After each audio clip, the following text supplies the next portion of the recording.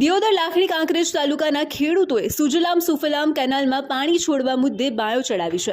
નાયબ કલેક્ટરને લેખિત અને મૌખિક રજૂઆત પણ કરી છે અને ચીમકી આપી છે।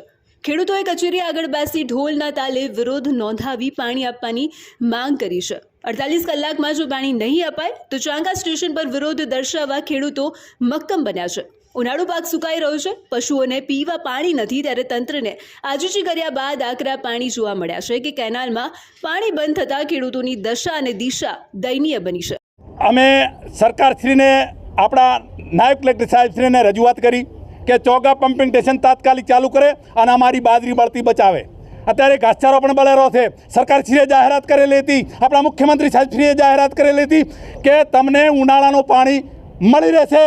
આપણા નેતાઓએ બનાસકાંઠાના નેતાઓએ પણ જાહેરાત કરી હતી કે તમને તળાવોમાં અને સુજલામ સુફલામાં પાણી મળી રહેશે।